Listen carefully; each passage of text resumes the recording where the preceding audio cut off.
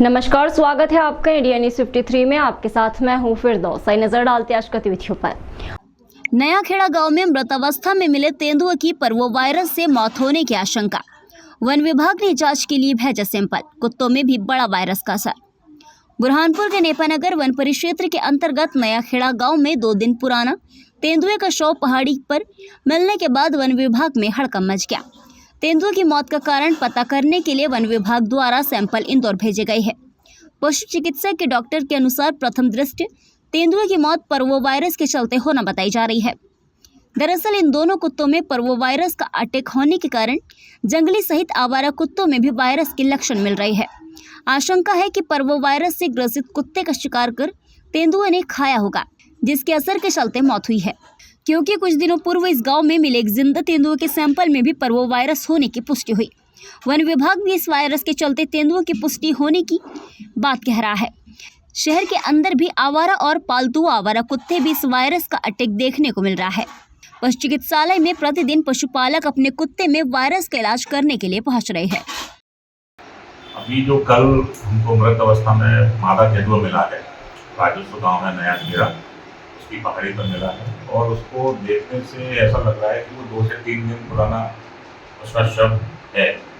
और उसके बाद उसका जो नियमानुसार उसका पीएम करवाया गया, उसका पिछला सैंपल लिया गया है और जांच के लिए लेबोरेटरी भेज रहे हैं। नहीं, मैंने आपको बोला ना कि इसका हमने सैंपल भेज रहे हैं लैब में जांच के लिए। और आपने जैसे बात कर रहे हैं कि कुछ समय पहले एक तेंदुआ हमने पकड़ा था, रेस्क्यू किया था, तो उसमें पार्वो वायरस जो है डायग्नोज हुआ है लेबोरेटरी टेस्ट में। उसमें पार्वो वायरस पॉजिटिव उसका टेस्ट आया है।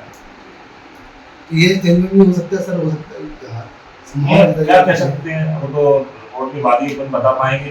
बिना रिपोर्ट के अपन किस आधार पर बोलते हैं कि इसमें था या नहीं था। कुत्तों में अभी इस समय बीमारी फैल रही है, पार्वो करके एक वायरस है जो कि डॉग के अंदर, विशेषकर डॉग के अंदर पाया जाता है।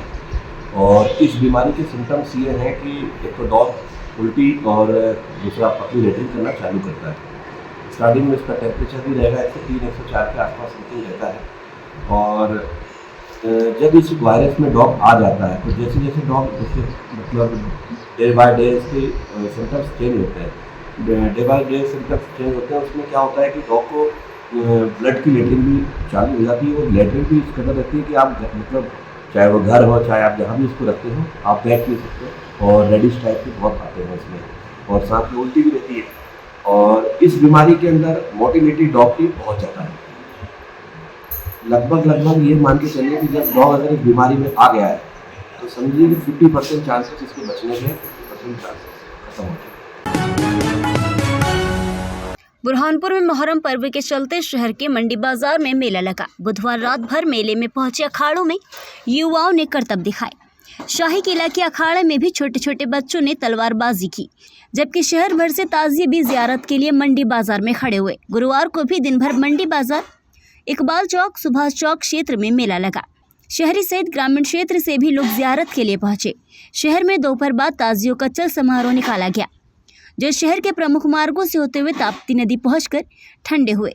मेले में सुरक्षा की दृष्टि से बड़ी संख्या में पुलिस बल जवान तैनात रहे। सीसीटीवी कैमरे से भी पुलिस ने निगरानी रखी।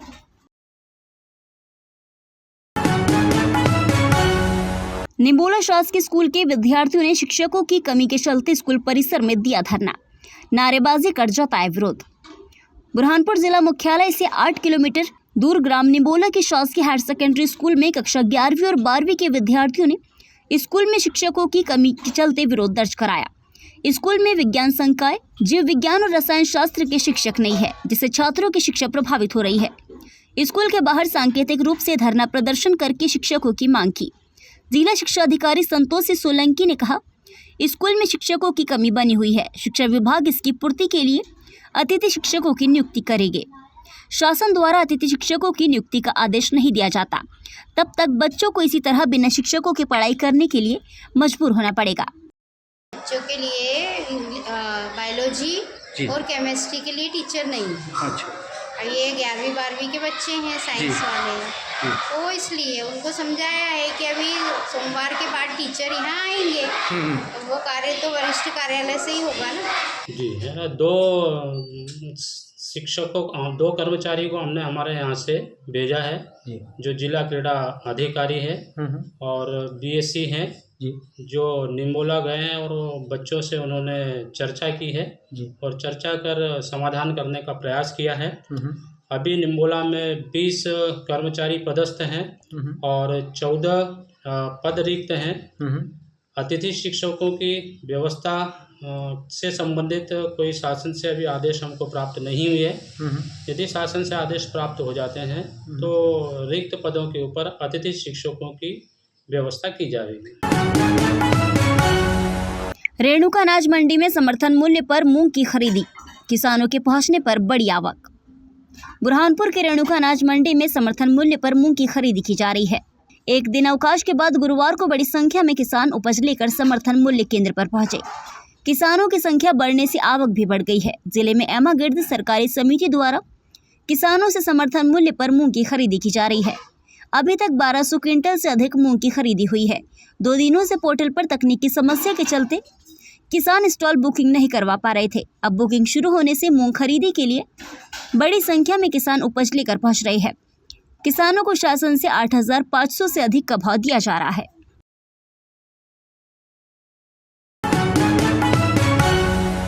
कृषि विभाग के उप संचालक ने अफसर के लिए समीक्षा बैठक, खेतों में फसलों की स्थिति पर की चर्चा। बुरहानपुर जिला कृषि विभाग के उप संचालक मनोहर देवके ने गुरुवार को कृषि विभाग के अफसरों की समीक्षा बैठक ली। खेतों में लगी रबी सीजन की फसलों की वर्तमान स्थिति और नए बीजों को लेकर अफसरों से जानकारी ली। उप संचालक ने कहा कि अगर कहीं बीजों की समस्या आ रही है तो इसका तत्काल समाधान करें। किसानों द्वारा जो नई बीज लगाई गई है ऐसी फसलों का लगातार मौका निरीक्षण कर सत्यापन करें।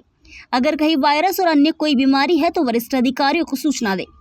खेतों में मौके पर जाकर किसानों से चर्चा कर उनकी समस्याओं का समाधान करने के लिए निर्देश दिए।